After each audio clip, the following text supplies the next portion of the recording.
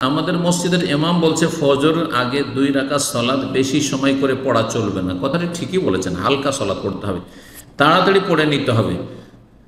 জি, তাড়াতাড়ি সূরা ফাতিহার পর সূরা কাফিরুন প্রথম রাকাত, দ্বিতীয় রাকাত সূরা ইখলাস, এবং সংক্ষিপ্ত পড়েছেন নবী সাল্লাল্লাহু আলাইহি ওয়াসাল্লাম। যেমন মা আয়েশা রাদিয়াল্লাহু আনহা বর্ণনা করেছেন, আমরা নামাজ পড়তাম এবং নামাজের ভিতরে দোয়া করতাম 10 মিনিট ধরে। নামাজটা পড়ে 10 মিনিট ফজরের সুন্নাত না, এটা সুন্নাতের খেলাফ, আপনি ভুল করেছেন। কারণ আপনার ইমাম তিনি নিঃসন্দেহে আহলুল হাদিস, তিনি সঠিক উত্তর দিয়েছেন। তাহলে এখন আমার কোনটা করব? জি, সংক্ষিপ্ত পড়বেন। চিল্লায় যাই মাস্তুরাত জামাত করে, মহিলাদের সম্পর্কে বলছেন। মাস্তুরাত মানে পর্দা নাসিন। তারা তাদের পরিভাষাগুলি বেদাতি পরিভাষা উর্দু ভাষায়।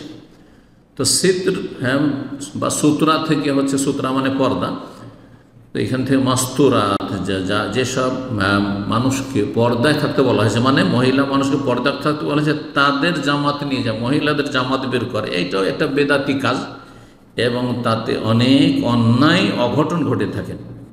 তাদের আকীদা কি সহি? মোটেই সহি নয়। তারা সুফি, তারা মাতুরিদি, তাদের আকীদায় বড় ধরনের ভুল রয়েছে, গোমরাহি রয়েছে।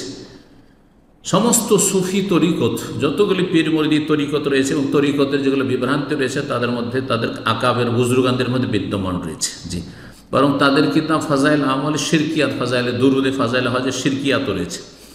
তাদের সাথে আত্মীয়তা করা ঠিক হবে না? ঠিক নয়। আপনি যদি আগুন থেকে বাঁচতে চান, বিদাত থেকে বাঁচতে চান এবং বিদাতিদের অনিষ্ট থেকে বাঁচতে চান, তাহলে তাদের সাথে আত্মীয়তা করবেন না। বিশেষ করে মেয়ে তাদের ঘরে তো দিবেনই না, কারণ মেয়েরা ছেলেদের কাছে দুর্বল। সুতরাং সেখানে গিয়ে দুর্বল হয়ে আপনার মেয়ে জাহান্নামের রাস্তা, বেদাতের রাস্তা নিয়ে নিতে পারে। সতর্ক, সাবধান। তবে তাদের মেয়েকে নিয়ে আসার পরে যদি সংশোধন করে নিতে পারেন, তাহলে বড় একটা নেকির ওসিলা হইল। আল্লাহ তৌফিক দান করে এবং তাদেরকে গোঁড়ামি থেকে মুক্ত হয়ে, শিরক বিদআত থেকে মুক্ত হয়ে সহিহ সুন্নাহ মোতাবেক জীবনযাপনে তৌফিক দান করেন এবং কোরআন সুন্নাহ ভিত্তিক তবলিগ, রাসূলের তবলিগ করা তৌফিক দান করে, ইলিয়াসি তবলিগ বাদ দিয়ে। এটি হচ্ছে ইলিয়াসি তবলিগ, যার বয়স 80-90 বছর। পক্ষান্তর ইসলামী তবলিগ হচ্ছে 1400 বছর আগে রাসূলুল্লাহ সাল্লাল্লাহু আলাইহি ওয়াসাল্লামের তবলিগ।